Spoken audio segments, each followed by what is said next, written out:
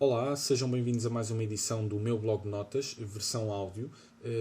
Tenho que arranjar, se calhar, um nome para isto, já que vamos na sétima semana. Apesar de não ter publicado todas as gravações, eu tenho gravado todas as semanas, mas por motivos de agenda, vamos lhe chamar assim, não consegui publicar todos os vídeos. Mas vou começar a fazê-lo. Penso que pegou, apesar de não ter muitos ouvintes ainda. Tenho alguns que já são presença habitual. É verdade que ainda não publiquei, não publicitei, aliás, este espaço, mas estou a ponderar fazê-lo, tendo em conta que, como digo,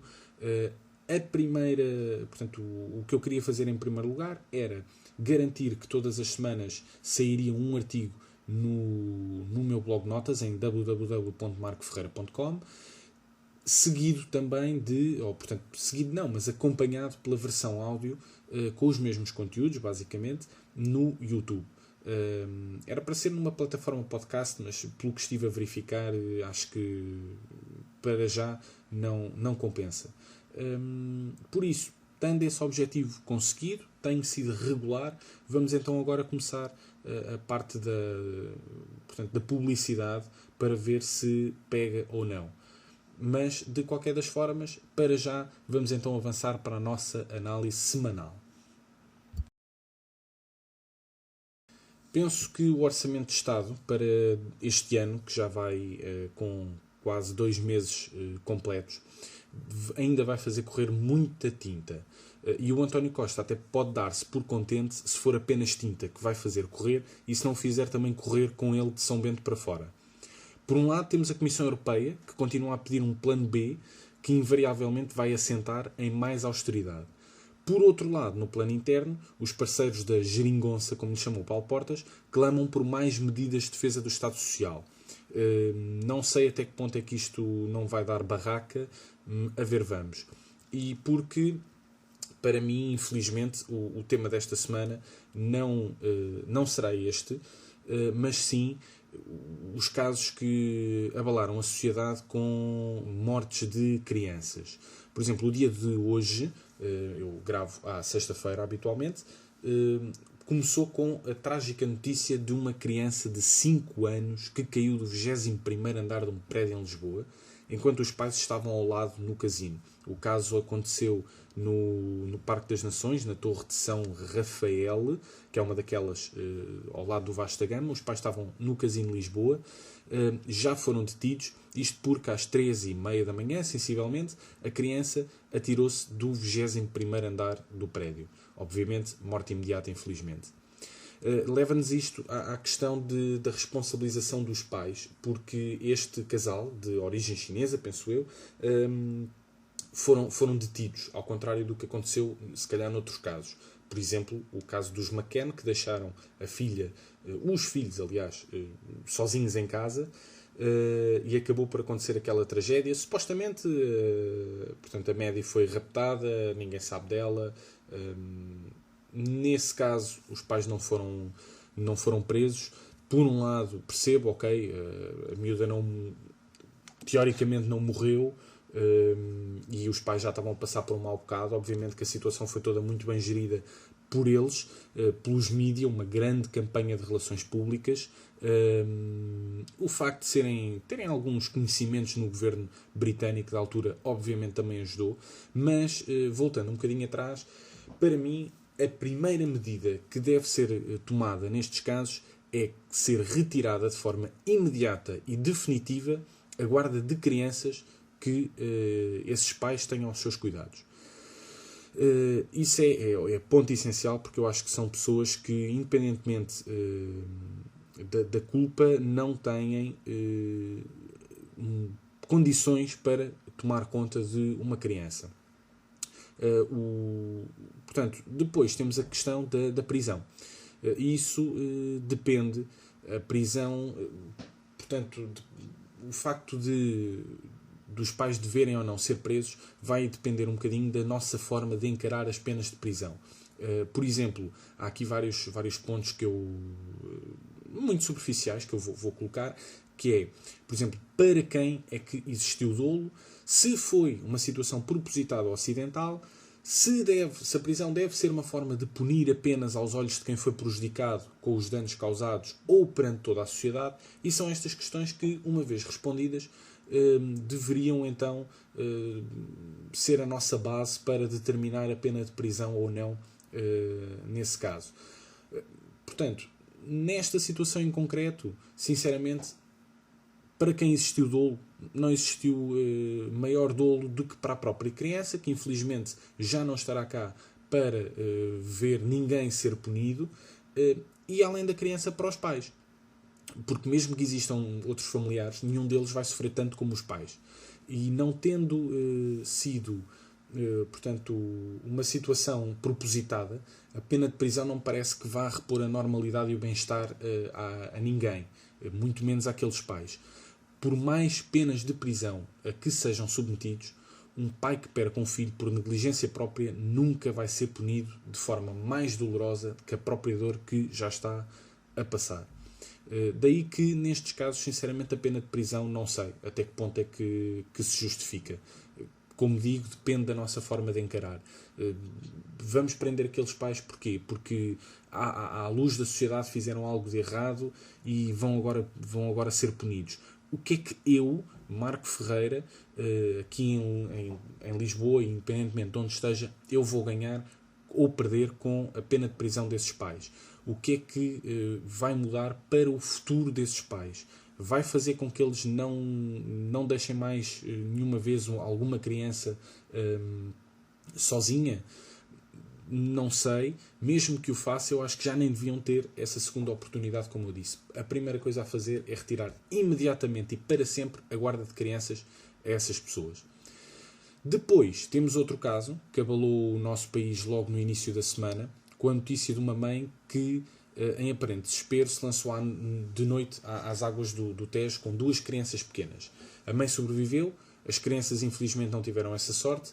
Neste caso, tendo em conta a premeditação dessa situação, e independentemente das causas que levaram a mãe a um ato de aparente desespero, não me parece que seja de passar incólume. E, de resto, acho que não vai passar. A dor da mãe que mata, nem que seja por piedade, como ela alega, não será a mesma de uma mãe que mata por negligência, com a agravante de, neste caso, deixar um pai e a restante família a sofrer. E, entretanto, pelo que se tem verificado, esta situação tem contornos mais estranhos do que aqueles que foram avançados no início. A mãe acusava o pai de violência doméstica, de abuso das crianças. Aparentemente, e pelo que se tem estado a verificar, isso não corresponde à realidade. O próprio pai já tinha pedido ajuda na Associação Portuguesa de Apoio à Vítima, porque estava a ser, portanto, acusado de algo que não tinha cometido alegadamente. Aparentemente está-lhe a ser dada razão e já se fala até de princípios de esquizofrenia e etc. com a mãe. Ela está detida no Hospital Prisão de Caxias. Isto leva-me ainda a outra questão, que é da acusação levantada pela própria mãe. Então, hoje em dia é extremamente fácil sujar a reputação de alguém acusando-o de violação. Portanto, violação, abuso a criança, assédio, etc. Mesmo que nada venha a ficar provado contra o acusado, o mesmo nunca se vai livrar do rótulo e da desconfiança. Por exemplo, basta vermos o que se passou no caso da Casa Pia. Ainda atualmente o Carlos Cruz está preso, acho que vai agora sair em liberdade condicional, mas para sempre ficará a desconfiança. Mesmo que ele tivesse sido tomado por inocente, nunca mais, eu pelo menos, e a maior parte das pessoas, pelo que tenho falado e tenho ouvido, nunca mais iria conseguir olhar para ele da mesma forma. Ainda hoje, mesmo supostamente tendo ele sido portanto, acusado, ele foi, mas existindo supostas provas contra ele, sempre ficou a dúvida e há muita gente que não acredita na inocência dele. Eu sinceramente não sei, nunca. Acho que sim, acho que água não mexe à toa, como diz um amigo meu. Mas seja como for, nesses casos, nunca a desconfiança desaparece totalmente. E, infelizmente, tal como eu digo, basta alguém apontar o dedo. E nunca mais a imagem da pessoa vai ser a mesma. Mecanismos para nos defendermos quanto a isto? Infelizmente, não há. Como digo, basta que alguém se lembre. Lá fora, não tendo existido primárias nos Estados Unidos, o foco voltou-se para a ameaça do Brexit, portanto, a saída da Grã-Bretanha da União Europeia. Na altura em que eu estou a gravar, portanto, ainda está por decidir o futuro da Grã-Bretanha, no que respeita ao projeto europeu. Era para ter sido decidido nesta manhã. No entanto, as coisas atrasaram-se, porque acho que se lembraram todos de estar até às 3, 4, 5 da manhã em amena cavaqueira, e então a reunião desta manhã passou para um jantar. O primeiro-ministro David Cameron faz exigências perigosas que levam a que os Estados-membros não tenham todos os mesmos direitos, como por exemplo o caso do período de carência que ele quer implementar, que é, ou seja, um país que entra na União Europeia durante 4 anos não pode, por exemplo, beneficiar das fronteiras abertas. Se bem que isso é uma situação que infelizmente se está a inverter por causa dos refugiados, muitos países já fecharem as fronteiras, mas de qualquer das formas não concordo, sendo que o fundamento base da União Europeia é promover a igualdade dentro do espaço europeu. Por isso, torna-se também um jogo perigoso, porque os argumentos usados lá fora, portanto, pelo Primeiro-Ministro, pelo David Cameron, podem ser perigosos, potenciando a xenofobia interna. Atualmente já se vive um clima de tensão no Reino Unido por causa dos refugiados que estão a tentar entrar, mesmo imigrantes legais, algumas medidas para não tornar tão atrativo que estrangeiros vão para o Reino Unido, e isto, portanto, o que o Primeiro-Ministro tem dito nas reuniões portanto, dos líderes da União Europeia podem se tornar perigosas, ainda que ele esteja a fazer este jogo para depois chegar a casa com uma vitória e poder lutar pelo sim à Europa no referendo, marcado para junho ou julho, penso eu. Mas é perigoso, porque os mesmos argumentos que ele dá lá fora podem se virar contra ele lá dentro, digamos assim. Portanto, eu gostava, obviamente, que o Reino Unido ficasse, tendo em conta a importância em vários aspectos, sobretudo a importância económica, e porque a saída de um Estado-membro por livre vontade, e não expulso como era para ter acontecido com a Grécia, pode levar ao desmembramento a médio prazo da União Europeia. No entanto, não quero que a manutenção da Grã-Bretanha seja conseguida sem olhar a custos, digamos, sob pena também de abalarmos de forma irremediável as bases que sustentam a organização. Vamos ver, certamente por esta hora poderá até já existir um desfecho para esta história. Vamos aguardar e para a semana cá estaremos para comentar.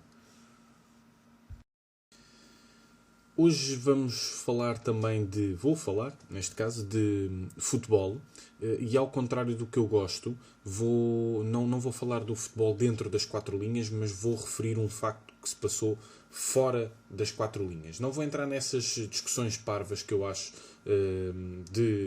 ouvi dizer, o João Gabriel já chamou burro ao presidente do Sporting. Houve uma resposta miserável na Sporting TV de um gajo qualquer que eu sinceramente não sei o nome, não me lembro, não quero saber, mas não vou entrar nessas polémicas.